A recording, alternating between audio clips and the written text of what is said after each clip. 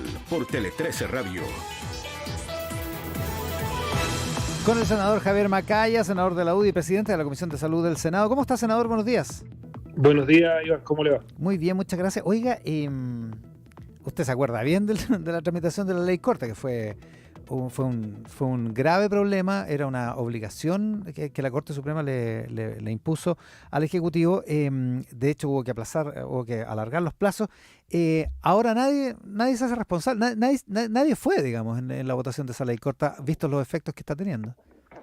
Sí, a ver, yo creo que es una muestra de la inmadurez política de este gobierno, ¿no? O sea, y particularmente de echarle la culpa a los otros como niños de sus propios errores. Hoy día leí hace un ratito atrás una columna del ex ministro de Salud, Jaime Mañalich, que decía: yo no fui, es culpa de todos menos de ellos. Y así se hace difícil conversar. O sea, yo creo que es un planteamiento muy serio que uno tiene que hacerle a esta altura al ministro Lizalde, a los ministros que están, al ministro Marcel, que creo que el único que ha dicho algo un poco más inteligente de parte del gobierno en estos días sobre este tema. Dijo que se habían generado expectativas, no sé, de que se iba a entregar un gran cheque, que había 1.400 millones de dólares a repartir, y esas expectativas las generaron ellos, nosotros se lo advertimos, y ahora ya resulta que es culpa de todos, menos de ellos, y cuando fueron ellos los que presentaron las indicaciones, ellos los que presentaron el proyecto de ley, son proyectos de iniciativa exclusiva, y esto a mí por lo menos me lleva a una conclusión política más profunda, o sea, la reflexión respecto de cómo se puede conversar con un gobierno que llega a un acuerdo en un día,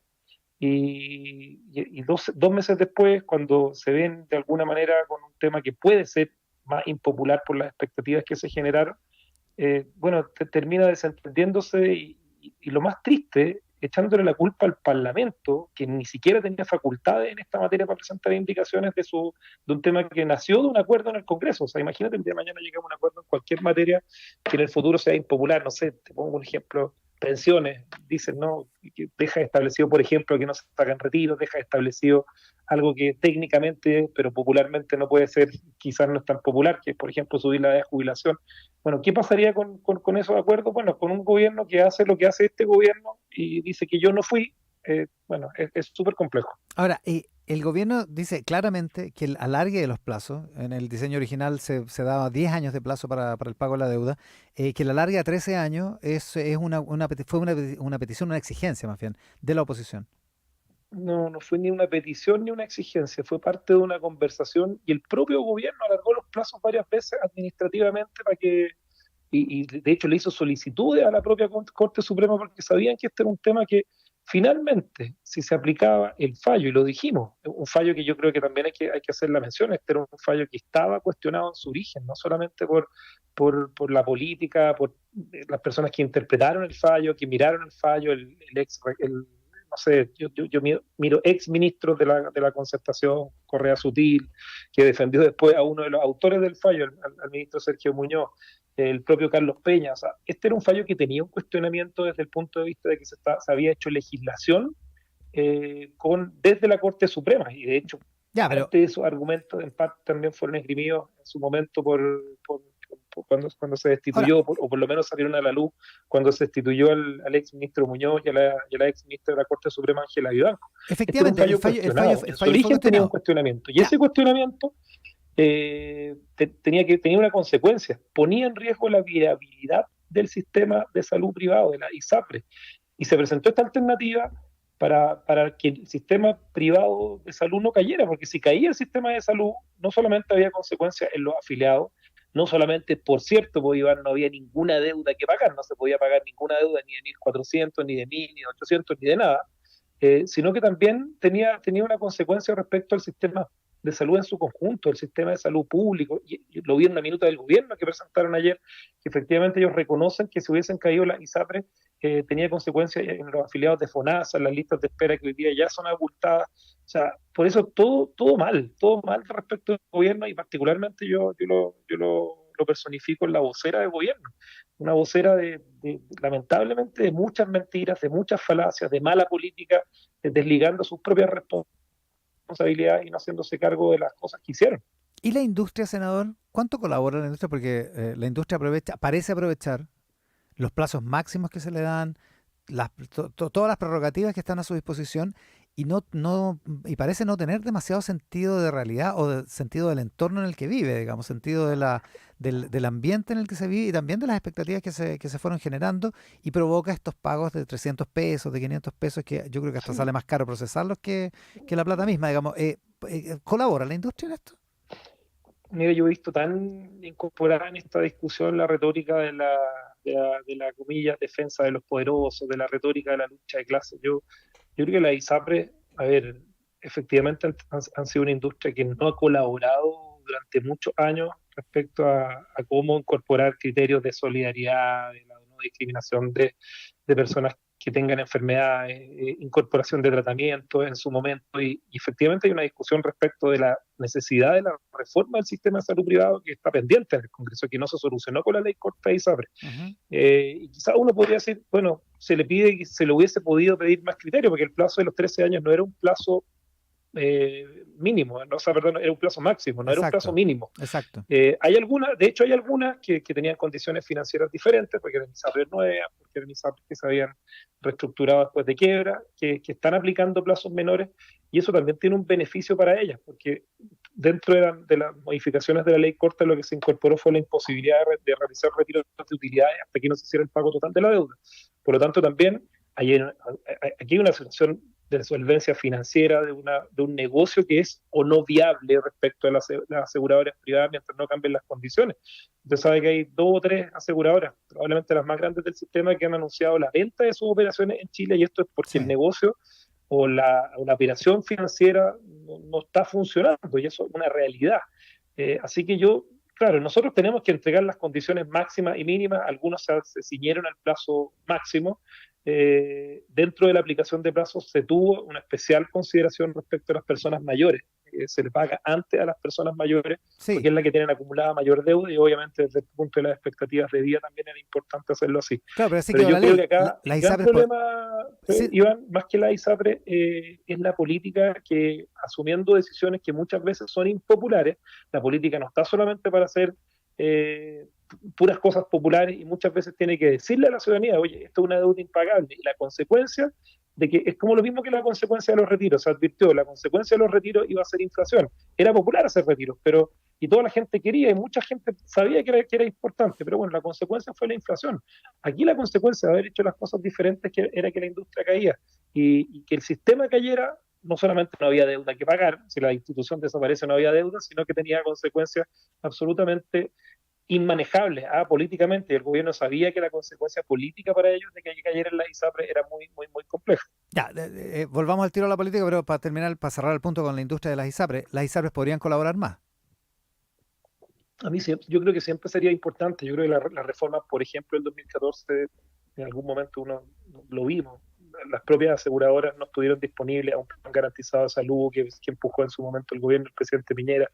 Por cierto, podrían siempre tener más colaboración, pero es la política la que tiene que imponer reglas, y bueno, ellos se están ciñendo a esas reglas. Y esas reglas tenían que ver tuvieron que ver con una negociación, fruto de un acuerdo político que fue celebrado por el gobierno, y por eso que meses después, y en esto yo lo hago a título personal, parlamentarios, ministros del oficialismo apunten al senador Chaguán, me apunten a mí, apunten a la oposición como responsables de esto, es la muestra de toda la inmadurez política de este gobierno, que día a día están aprendiendo con los chilenos, estando en un gobierno donde no tenían claramente las capacidades o la madurez para asumir decisiones que muchas veces cuando uno gobierna tiene que tomar decisiones difíciles, y decisiones que son fruto de un acuerdo político, como fue el caso de este tema. Ahora, en lo concreto, usted se acordará mejor que yo, pero había un acuerdo, el acuerdo se cayó de la noche a la mañana y hubo que reconstruir ese acuerdo en la comisión de salud del Senado para poder ofrecer una garantía a tiempo, además, de que esta ley corta se iba a aprobar. Y en ese acuerdo cambiaron algunos de los parámetros, y uno de esos parámetros fue que se alargó a 13 años, que es la acusación que hace la ministra Camila Vallejo, digamos. Y ahí dice, la Sí, oposición fue la que pidió y exigió que fueran 3 años más de plazo. pero fue parte de una conversación, y te fijas en la inmadurez, porque esto se trata de materias de iniciativa exclusiva. Quizás hay que volver a explicarlo. El Ejecutivo es el que tiene iniciativa exclusiva para presentar esto, tiene que firmar una indicación el presidente de la República. O sea, el Congreso tampoco tenía muchas alternativas frente a esta ley si es que el gobierno no hacía nada. Nosotros podíamos aprobar o rechazar, Si rechazábamos, quebraba el sistema. Los pacientes se quedaban sin tratamiento, sin cobertura, quebraban los prestadores. Entonces, apuntarnos con el dedo, a mí me parece de una desfachatez gigantesca, porque el gobierno es el que presentó la indicación. Y además, los ministros, el ministro de Salud, en este caso la ministra de Salud, el superintendente, ellos son protagonistas de esta historia y ellos ofician como de comentaristas, como si no fueran los responsables. O sea, los planes de pago fueron conocidos y aceptados por el Ejecutivo antes de empezar a ejecutarse. Fueron aceptados por un comité de expertos, fueron visados por el superintendente, y ahora aparecen como escandalizados, o sea, como comentaristas. Y bueno, yo lo encuentro bien lamentable, porque desde el Congreso, con la senadora Rincón, con otros parlamentarios de oposición, hicimos propuestas. Y curiosamente ahora parece que no eran tan malas, porque obviamente no generaban la expectativa desmesurada y le daban viabilidad al sistema con una reforma que llevaba incorporada, pero lamentablemente el camino que siguió el gobierno con esa propuesta de la oposición en ese momento fue mandarnos al Tribunal Constitucional. Aplicaron todas sus facultades, iniciativa exclusiva, y cuando había una propuesta alternativa que emanaba de la Facultad de Economía y Negocios de la Universidad de Chile, que era la mutualización, nos llevaron al Tribunal Constitucional y eso no caminó. Estamos con el senador Javier Macaya, senador de la UDI y presidente de la Comisión de Salud. Le quiero sacar del tema de las ISAPRES para preguntarle por una cosa que es relevante porque se reflota, digamos. A propósito de la baja en el impuesto corporativo, en el impuesto de primera categoría para las empresas, el gobierno ha vuelto a plantear que una manera de compensar sería aumentar el global complementario, el impuesto a la renta para los sueldos más altos, para las rentas más altas. ¿Efectivamente la oposición no está disponible para una cosa como esa? Yo creo que mira, este episodio hace reflexionar sobre cómo llegar a acuerdos con un gobierno que tiene una forma tan deshonesta de hacer política. Y que tiene total inmadurez, claro, puede hacer propuestas. Mira, yo recuerdo en materia de tributaria, una propuesta que hizo el expresidente Ricardo Lagos hace un par de años atrás, donde él dijo que en Chile teníamos un problema de base tributaria, que había muchas personas que no pagaban impuestos. Y él hablaba de las personas de los sueldos incluso más bajos, que teníamos que tener una cultura que fuera un poquitito, que todos los sueldos, todas las boletas de honorario, por muy bajos que fueran, desde cierto monto por cierto hacia arriba, pudiesen pagar impuestos. Y eso quizás era una discusión válida, y es una discusión válida que tiene que tener nuestro sistema tributario, de cómo se cobran impuestos a las personas y de cómo son las tasas de los impuestos a las empresas, el impuesto corporativo.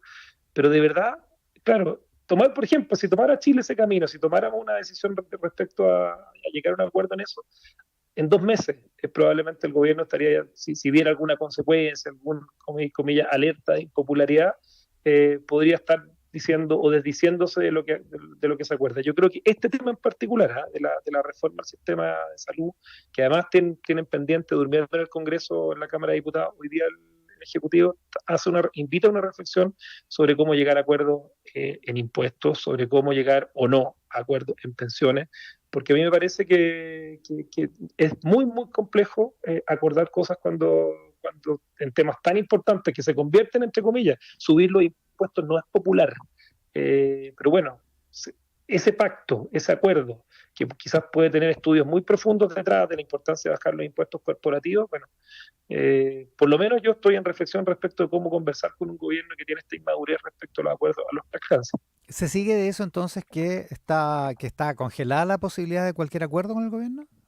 Yo creo que está difícil en este tema en particular que tú me preguntas. Yo sé que siempre uno nunca puede renunciar a la posibilidad de llegar a acuerdos. Yo creo, fíjate, Iván, en un país donde a pesar de pensarse distinto, y creo que lo he demostrado en mi trayectoria política, donde a pesar de tener diferencias ideológicas y políticas con el gobierno, sí nos tenemos que poner de acuerdo, tenemos que vivir en el mismo país. O sea, y eso es un tema a mí no me gusta la política en la lógica de enemigos, de que no podamos vivir en el mismo país, y es parte de la importancia de tener una política que se ponga de acuerdo, que no sea una pelea permanente de echarse la culpa y apuntar al del frente con el dedo. Y creo que ese es el problema que tiene este gobierno, que esto fue culpa del gobierno del presidente Piñera. Yo lo veo en la ministra vocera permanentemente, todos los días en su vocería, imputando responsabilidades y desligándose de las propias. Y eso es una muestra de inmadurez política, de que se está en permanente aprendizaje en el ejercicio del cargo. Con el senador de la UDI, Javier Macaya, esta mañana en Mesa Central. Senador, muchísimas gracias por la gentileza. Gracias.